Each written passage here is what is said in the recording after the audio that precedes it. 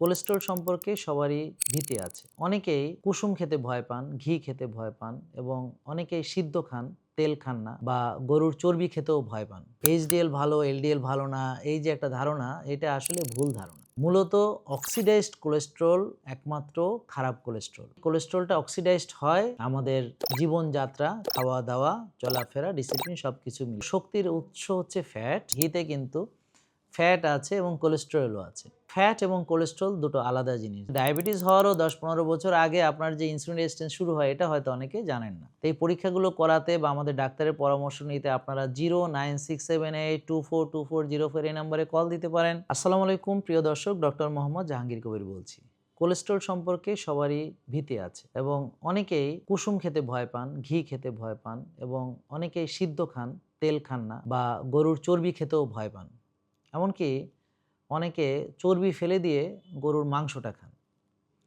তো আমাকে প্রশ্ন করা হয়েছে যে খারাপ কোলেস্টেরল কোনগুলো এবং ভালো কোলেস্টেরল কোনগুলো এবং কোলেস্টেরল বাড়াতে কোন কোন খাবারগুলো আমাদের খাওয়া উচিত বা ভালো কোলেস্টেরল বাড়াতে আর কি, এইচডিএল যেটাকে বলি। তো আসলে এলডিএল বা এইচডিএল যেটি আপনি শোনেন যে এলডিএল, হ্যাঁ, low density lipoprotein, HDL high density lipoprotein, actually এগুলো হচ্ছে কোলেস্ট্রল ক্যারি করে, মানে এগুলো হলো ক্যারিয়ার। মানে ধরেন লিভার থেকে যদি চর্বিটাকে আমাদের শরীরের বিভিন্ন স্থানে প্রয়োজন মাফিক নিয়ে যায়, সেটাকে বলা হয় এলডিএল, লো ডেনসিটি লিপোপ্রোটিন। এটার প্রোটিন অংশ আছে, ফ্যাটের অংশ আছে।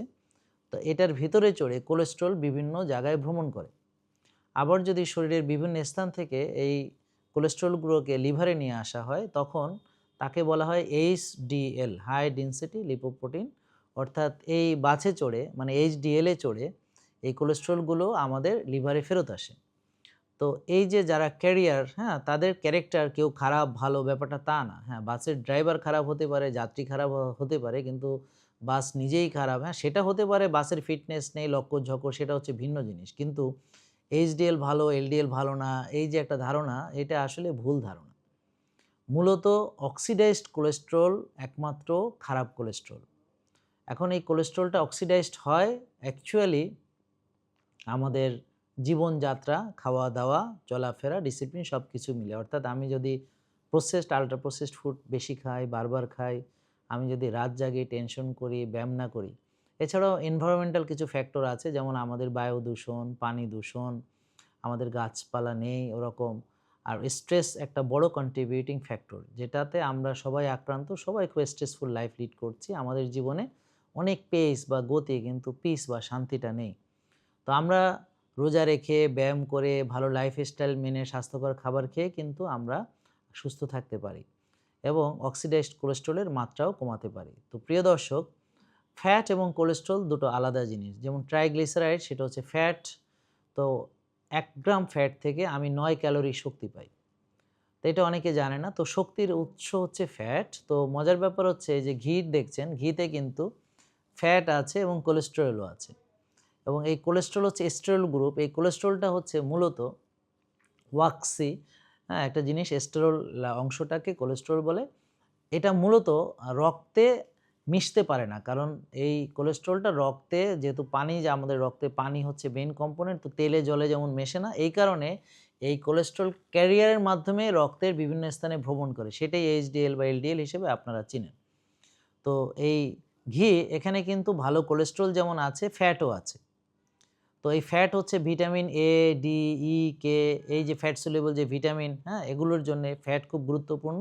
আর ফ্যাট আমাদের এনার্জির জন্য গুরুত্বপূর্ণ। কিন্তু যাদের ইনসুলিন বেশি থাকে তারা ফ্যাট হয়তো বার্ন করতে পারে না, সেটা একটা ভিন্ন পরিস্থিতি তৈরি হয়। এই জন্যে আমরা সবাইকে মেটাবলিজম ভালো রাখার জন্য পরামর্শ দিয়ে থাকি। বলি যে আপনি HUMA-IR টেস্ট করান, আপনার মেটাবলিজম ভালো আছে কিনা দেখেন, আপনার ইনসুলিন লেভেল দেখেন। ইনসুলিন বেশি থাকলে তার নাম হলো হাইপার ইনসুলিনিমিয়া। ঠিক একইভাবে গ্লুকোজ বেশি থাকলে সেটার নাম হাইপারগ্লাইসেমিয়া, তাকে আপনারা ডায়াবেটিস হিসেবে চিনে থাকেন।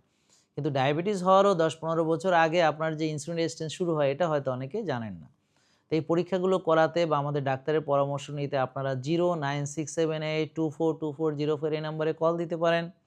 আর ভালো ঘিয়ের উৎস হিসেবে আমাদেরকে যদি আপনারা পছন্দ করেন, তাহলে আমাদের আল্টিমেট অর্গানিক লাইফ, www.ultimateorganiclife.com, সেখানেও আপনারা ওয়েবসাইটে ভিজিট করে দেখতে পারেন। তো প্রিয় দর্শক, আসেন মূল কথায় ফেরত আসি। তো এখানে যে অন্য তেলগুলো দেখছেন যেমন কোকোনাট অয়েল, এখানে কিন্তু বলতে পারেন এটা হচ্ছে একটা স্যাচুরেটেড আপনার তেল, মানে এখানে স্যাচুরেটেড ফ্যাটের মাত্রা বেশি।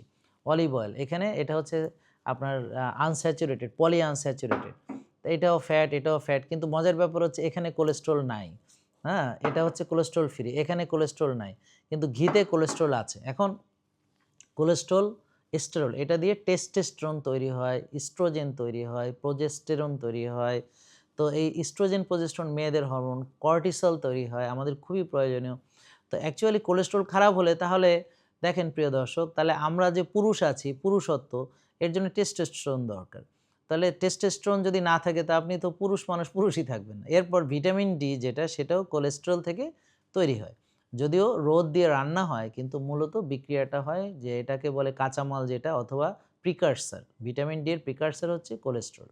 টেস্টোস্টেরনের প্রিকারসারও কোলেস্টেরল, ইস্ট্রোজেন, প্রোজেস্টেরন, কর্টিসল। তো এইজন্যে এটা হলো আমাদের শরীরের বিভিন্ন হরমোনগুলোর জন্য দরকার। এইটা হলো যে কোলেস্টেরল। তাহলে কোলেস্টেরল খারাপ হলে তো বডি এটা তৈরিই করতো না।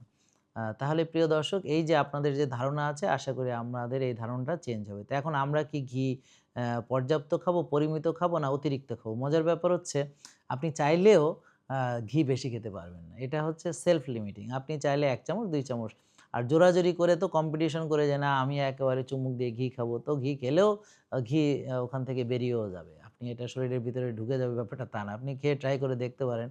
তো এখানে এটা কোনো কম্পিটিশন নাই। সো আপনার ঘি প্রয়োজন পরিমিত খাবেন। আপনি রেগুলার এক্সারসাইজ করবেন, ব্যাস সেটাই দরকার। এছাড়াও ডিমের কুসুমে আছে ভালো ফ্যাট এবং কোলেস্টেরল। এছাড়া আমরা মাছের তেল আছে, আমরা তৈলাক্ত মাছ খেতে পারি, সামুদ্রিক মাছ। তো প্রিয় দর্শক, এভাবে আমরা গরুর মাংস, অর্থাৎ দেশি গরু যেটা ঘাস খায়, রোদে যায়, এবং সেই গরুর মাংসকে আমরা সরিষার তেল দিয়ে মেরিনেট করে সেটাকে আমরা সুন্দর করে মানে অল্প তাপে ধীরে, ধীরে অনেকক্ষণ ধরে রান্না করে আমরা সবজি দিয়ে যদি খাই, তাতে আমার ইনসুলিন স্পাইক হবে না, এবং এটা ভালো ফ্যাট পাচ্ছি, ভালো প্রোটিন পাচ্ছি। এটা একটা সুপার ফুড কম্বিনেশন। তো এখন আমরা কি করি? আমরা ওই যে হয়তো চাষের গরু খাই, আমরা হয়তো সয়াবিন তেলে রান্না করি, আমরা হয়তো কালা ভুনা করি, হয়তো পরোটা দিয়ে খাই, পরে হয়তো ডেজার্ট খাই। তো এইভাবে আমরা আসলে ক্ষতিগ্রস্ত হচ্ছি। তো প্রিয় দর্শক, আপনারা আমাদের এই যে আফতাবনগর নূর টাওয়ার, এখানে কিন্তু আমরা যে বিনামূল্যে সেশন করি, এখানে ডাক্তার দেখানো, পুষ্টির পরামর্শ নেওয়া, ব্যায়াম শেখানো থেকে শুরু করে আরও অনেক কিছু আপনারা পেয়ে যাবেন একেবারেই বিনামূল্যে। এছাড়া যে পরীক্ষাগুলো দরকার সেটাও আপনারা করাতে পারবেন কম খরচে, এবং আপনারা সুস্থ হয়ে যখন ওষুধ মুক্ত হয়ে যাবেন, তখন তো খরচ আরও কমে যাবে। ডাক্তারের ভিজিট লাগবে না, কোনো ওষুধ লাগবে না, কোনো পরীক্ষা লাগবে না, এবং সবচেয়ে বড় কথা হচ্ছে আপনি আপনার যৌবন ফিরে পাবেন, সুস্বাস্থ্য ফিরে পাবেন। তো চলুন প্রিয় দর্শক, সবাই আমরা ওষুধকে না বলি, আমরা সুস্থ থাকি, লাইফস্টাইল মানি এবং স্বাস্থ্যকর খাবার আমাদের জন্য পছন্দ করি। আর সমাজে যত এই সম্পর্কে মিসকনসেপশন আছে সেটা দূর করতে একে অপরকে সাহায্য করি। সবাইকে ধন্যবাদ, ভালো থাকুন, সুস্থ থাকুন, জেকে লাইফস্টাইলের সঙ্গে থাকুন, এবং এই ভিডিওটি বেশি বেশি শেয়ার করুন। আসসালামু আলাইকুম। Ultimate organic life JK lifestyle লিমিটেডের একটি অঙ্গ প্রতিষ্ঠান।